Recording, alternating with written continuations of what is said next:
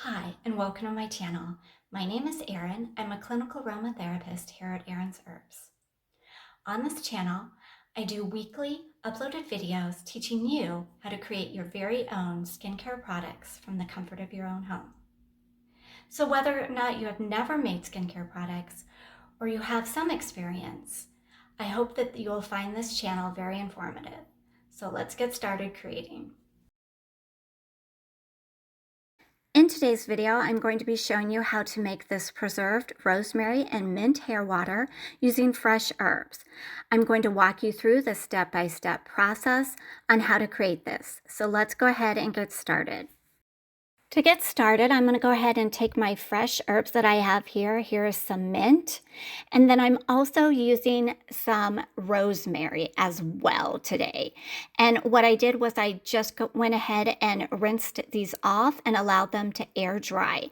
Now I'm going to go ahead and add the mint leaves to my heat-safe container. Mint is great because it will help to boost blood flow on the scalp as well as calm any itching, and it also helps to control sebum production, or rather balance it. Now, what it will do for the hair is it can help to strengthen the root hairs and add shine to the hair. I love mint because it has just such a lovely and refreshing scent to it. To the mint, I'm going to go ahead and add my rosemary. I'm taking the rosemary off the stem, and rosemary, just like mint, will help to boost blood flow and calm any irritation. But what it will do for the hair is it's going to encourage hair growth, protect the hair strands, add strength to the hair, and it has a very energizing scent too. Now I'm going to go ahead and add some distilled water to my fresh herbs. Distilled water is free of minerals, heavy metals, microbes, and chlorine, and that is why it is best used when you're making skin and hair care products. Once I've added the distilled water, I'm going to remove this from the scale, and then with my tin foil, I'm just going to cover the top of my container. I'm going to place this in my double boiler on the stove and allow this to gently simmer for about 20 minutes. You want to make sure not to boil the ingredients. After 20 minutes, here is what it looks like.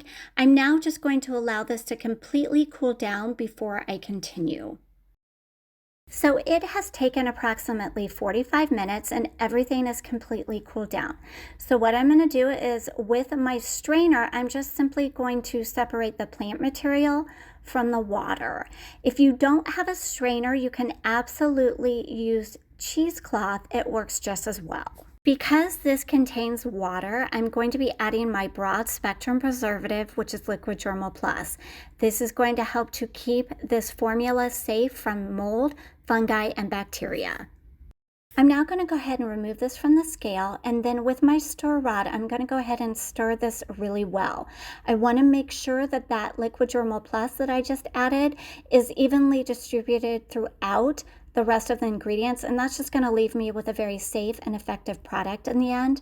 And then once the stirring's done, with my funnel, I'm going to go ahead and pour all of the ingredients into my bottle. Now, this particular formula does make approximately 100 grams of product, and this smells amazing. The rosemary and mint together, it's just a wonderful scent. I can't say it enough. And so here is the finished product that I have just made. To use this, it is pretty simple. You're just going to spray this onto your scalp, gently massage it in, and then leave it in. That's it. Here is the formula that I used for the rosemary and mint hair water today. Again, it does make 100 grams of product.